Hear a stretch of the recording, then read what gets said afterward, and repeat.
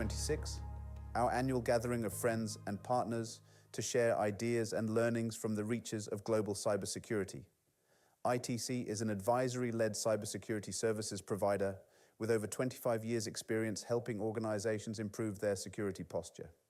Our focus is on making cybersecurity a strategic enabler for business rather than just a technical cost or compliance burden. We are globally recognized as a Microsoft solutions partner, including in security, cloud, and identity areas. Thank you for supporting ITC's mission, making the digital world a safe place to do business. They say the camera adds a couple of pounds. Kind of hope that how nice I'd been to AI and how polite I'd been in my prompts and requests over the years, it would be kinder to me when we asked it to create a deep fake of me opening up the ITC Cyber Summit today. That video, ladies and gentlemen, to give you an idea, was generated in under 60 seconds using a freely available tool at zero cost. If you wanted to pay the grand premium price of £50 a year, you can adapt the voice, change it. It trains the voice based on what's available about me on YouTube already.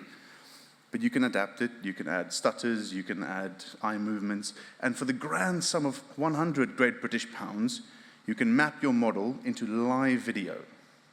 So onto a Teams call, onto a presentation, onto another person's body. And that's the type of threats and challenges that we face in the advances of AI, ladies and gentlemen. And we know this one intimately because it happened to at least one of our clients in the last 12 months. Ladies and gentlemen, welcome, and thank you very much for joining us today for the 12th ITC Cybersecurity Summit. 12 years ago, this event started as a very small group of like-minded people wanting to come together to talk about cybersecurity risks, talk about some of the solutions we could have, and really work together to create a stronger community and better improvements of cybersecurity together. And the fact that it's grown to this size of like-minded partners and colleagues is truly much appreciated. And thank you very much for your contribution and your support throughout that journey. Welcome also today to RSA House, very well known for its fantastic art, as you can see here. But RSA House has also been an institution of innovation for England and the United Kingdom through its existence. The first telegraph technology was demonstrated here at RSA House. Alexander Graham Bell demonstrated one of his first prototypes of the telephone at RSA House. And actually, the first incandescent light bulb, which means normal light bulb, really, pre-LED, was exhibited here and shown here at the first time in England. So really, we are in the innovation history archives here today. Ladies and gentlemen, our theme for today and our theme for the year ahead, as John mentioned, is awareness into action. And the reason we've chosen that theme is because for the past decade, we've come together, shared ideas, debated the risks, talked about the solutions. We've agreed what we think matters most, and we all leave here in violent agreement to what needs to be done, but unfortunately, history will tell us that that gets left at the door for a great part of it. And actually, we have seen an inability of taking these thinkings and learnings and things we agree on into action, into change in our organizations and in our ecosystems. And that's what today is all about. Today is all about changing that. So throughout the afternoon, we're going to examine some of the strategies, talk about some of the aspects that we have to manage risk. We're going to try and bring it down to some practical, real-world examples. And I've asked very nicely from our technical teams to not be too technical. So hopefully we're able to strike a balance there. I've got great confidence that it'll be a good discussion. And we'll try and have some time for questions and some challenges throughout the sessions as well, please. So please use those sessions as much as possible so that it's not just theory for theory's sake, but you take away some practical actions that you can take, things you can take action on and rely upon. Today, ladies and gentlemen, you are very much amongst friends. Please speak openly. Introduce yourself to those at your table, get to know the people during the networking break. At the end of today, after some of the presentations, we're going to have a very interactive and I can assure you very fun and very good informative cyber escape room exercise, where every table will compete against the other tables for the ultimate bragging rights of having escaped the ITC Cyber Escape Room 2026. So please do introduce yourselves and get to know those at your table. It'll put you in good stead for the challenge later. In addition to our welcome to those in the room, we also welcome those on the live stream. We're streaming out to European destinations, North America, our office in Singapore, and over into Japan as well. So thank you very much to those who either got up very early to join us or who are staying up a bit later to join the discussion today. It's very much appreciated. The last 12 months have really been a defining period for cybersecurity. I've stood up here in previous years and used a statement that criminals are perpetual early adopters. And we are seeing that fact play out in the world of artificial intelligence. And what we've seen in a number of these AI-enabled attacks, some of them are very highly targeted and sophisticated, and some of them are less glamorous, but highly, highly effective. One of these examples that we've seen this year, that's probably hit the highest number of clients that we've seen, is automated attacks targeting cloud infrastructures. It's taking known vulnerabilities, things we know about already, and really we should have fixed, and we agreed a long time ago that we were going to fix.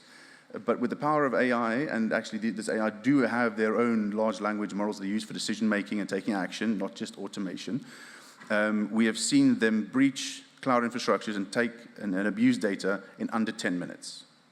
And the story is all too familiar. It starts with initial access being obtained through badly configured cloud storage. So in English terms, putting passwords and secrets in publicly accessible cloud instances.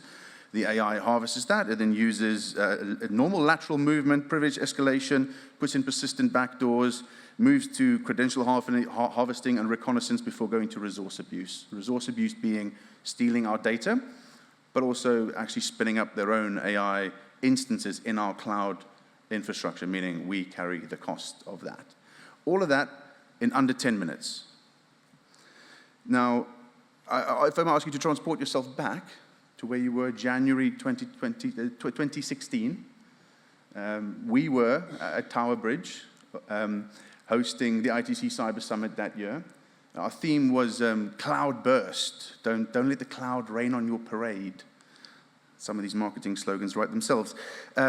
And it was all about securing cloud infrastructure and, again, capitalizing on then the advantages of cloud, but not exposing your business to any unwanted security vulnerabilities. The number one thing we spoke about that day in January 2016 was not leaving secrets and passwords in publicly accessible cloud instances and showing how that can be done very easily and mistakenly through default cloud configurations. Here we are a decade later, and that same vulnerability is now being exploited by AI. It's not a new vulnerability. It's not gone away in the last decade. AI is now speeding up the vulnerability being exploited to data being abused in our organizations. And this awareness without action remains one of our biggest risks. And that's something that we're going to be focusing on today and hopefully giving some practical things to think about. 2015 also was a big year for hybrid attacks. We saw this most evidently in Ukraine, where a combination of cyber attacks, misinformation, and physical attacks is used as part of a single campaign. We were seeing that play out in the conflict between India and Pakistan too. Closer to home, beyond Ukraine, we also saw that in Berlin, in Germany, over Christmas, in a not very well publicized story, but a big part of Berlin had its power knocked out through a physical real-world attack on a power station. A big part of Berlin, 45,000 homes, 2,000 businesses, were left completely in darkness for 2 full days as Berlin power and utility companies were left to recover from that. So my point here is that in 2025, it's no longer just a digital cyber attack and the risks that we face. It's physical. It's coming into the real world, and it's affecting both our physical security and our societal resilience as key themes that we're going to be focusing about. 2025 was also a year for some meaningful wins. There was some good news for the good guys.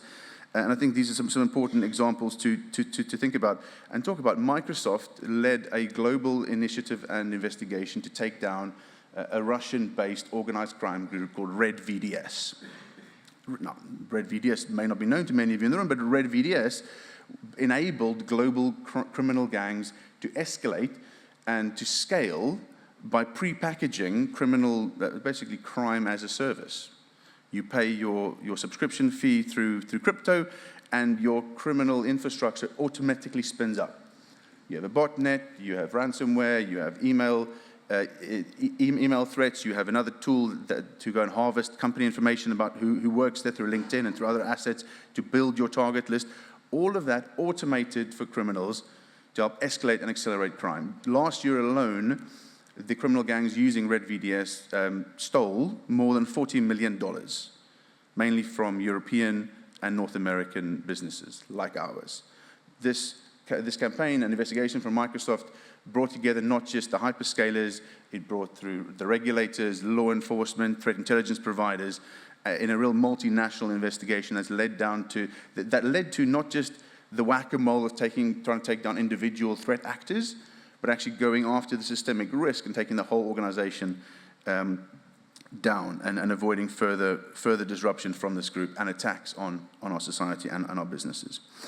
We saw similar good news, albeit after the fact, in Singapore recently. Some of you may have seen the headlines that Singapore's 4 largest telecommunication providers were all compromised by what is known to be Chinese-affiliated actors, specifically targeting information of Singapore citizens. Rather than treating this as individual companies or individual threats, the Singapore government mobilized a cybersecurity team of experts, more than 120 experts, cross-department, cross-government, public and private sector combined, to take down the entire campaign against its telecommunication industry, rather than taking it out individually.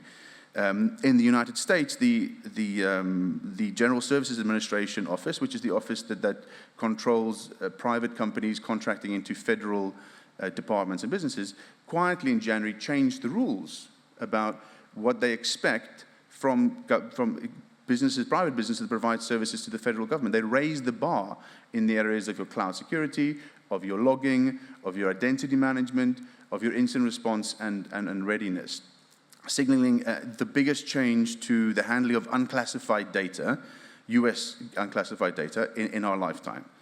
Small change, not very well publicized yet, but it's going to have a massive, significant positive impact for the cybersecurity ecosystem as a whole. Now, these are quiet changes, but the signals and the intent here is clear, thinking about working together, thinking about our supply chain, and our ecosystem working together to better cybersecurity for everyone. Now, and across all of these examples, there's one clear theme, is that no organization can do this alone. We need to work together. And this is very much a conclusion of the Munich Security Report, which was released this last weekend, and the conference is coming up this weekend, which states very clearly, and they highlight how the systemic risk, the geopolitical changes, and the technical concentration is reshaping global security environment, and how organizations, industries, and nations need to work together, public and private sector, to be able to combat that. And this is very much something we believe in, and the ethos that we've had at ITC in order to succeed into the future, and how to keep our clients and our ecosystem well protected and secure. And that's why I wanted to share a very important announcement with you today, that in 2026, over at ITC, in our global group, we're actually going to be rebranding and re-strategizing for our group going forward. Our group is going to be consolidated globally, whereas currently we're a few separate entities operating internationally. They're consolidating under a single brand of collective defense. And this is not just a name change and a new lick of paint. This is really about our concerted effort of working together as a cohesive cybersecurity industry and a global player to protect our clients internationally. Furthermore, we will double down on our experience in protecting critical infrastructure, and we're going to be making additional strategic acquisitions to expand our capabilities to protect financial services, healthcare, space, defense, and I'm missing one, energy utilities, as the key final pillar of our strategy for 2026. We're doing that, of course, in conjunction and in close cooperation with our partners at Microsoft. Really, the future of our group will be one of collective defense, but it'll be built upon the pillars and the foundations that you know so well here at ITC Secure. I will also continue to be the group chief executive for that new group. So a bit of all change, no change to start off with, but hopefully seeing a strong doubling down on that critical national infrastructure and expansion of our global footprint in the months to come. Looking ahead at 2026 and what some of the threats that we might face, certainly AI is there, but it's not just for us about AI for security, but also security for AI. So protecting the data models, the data pipelines, the decision-making systems is going to be absolutely critical to before we can even think about using AI to defend our own systems. And indeed, the Munich Security Report highlighted one of its major risks as AI adoption outpacing AI governance and protection, as John mentioned earlier as well. And I think what's important there is we all know AI through the chat interface. They're able to use it, but really that is really a small slither of its capabilities. And how we use it in ITC and how the attackers use it is in more of the form that you'll hear about agentic AI, agents being able to perform specific tasks.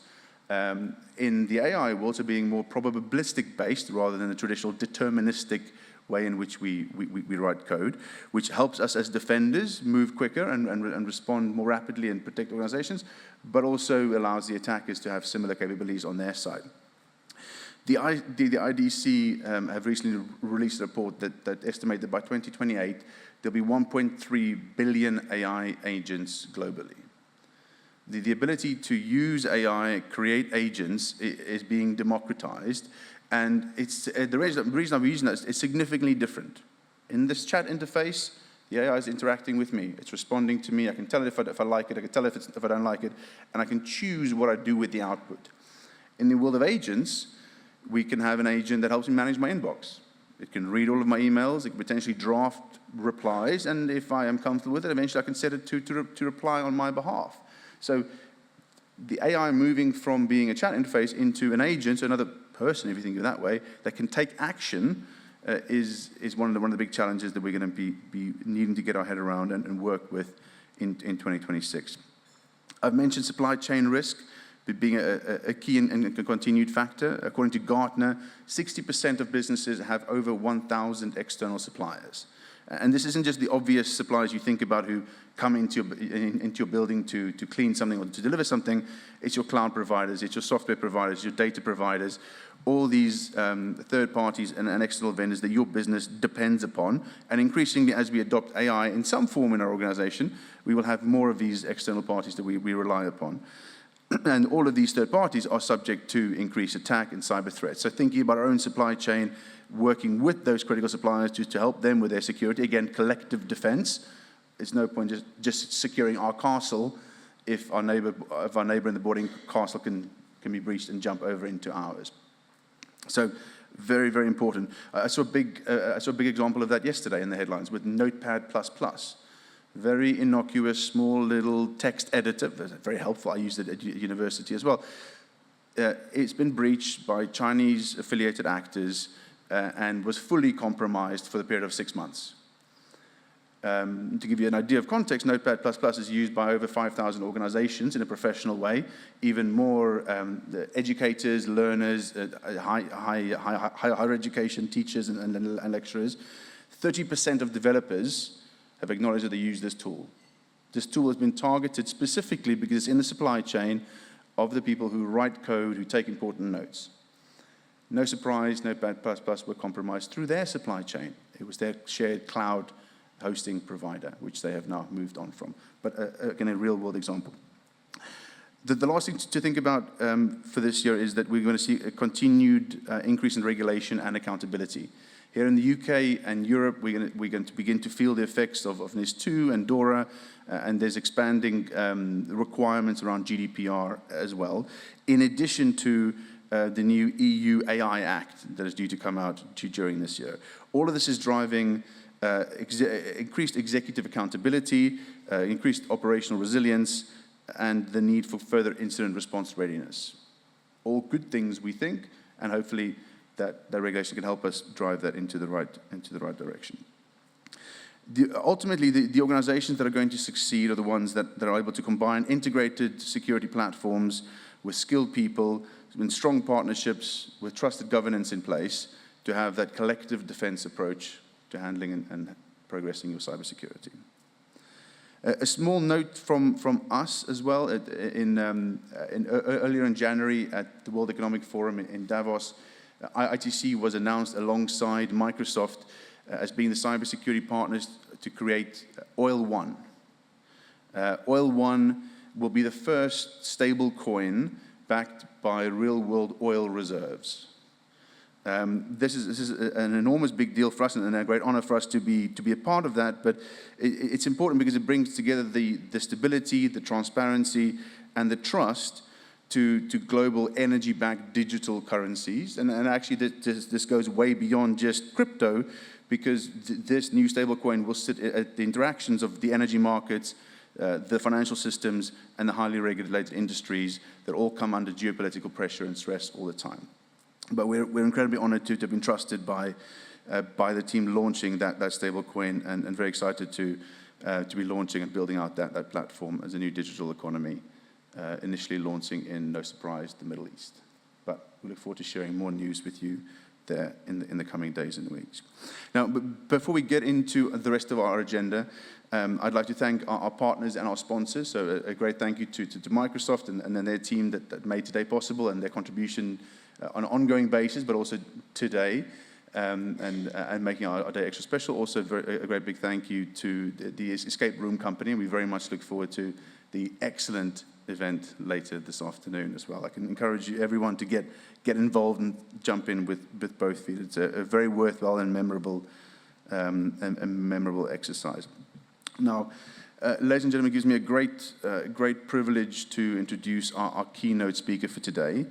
Lieutenant General Sir Graham Lamb has been a great advisor and mentor to us at ITC and also to me personally. But he's one of the UK's most respected strategic leaders, with decades of experience across defence, national security, national resilience.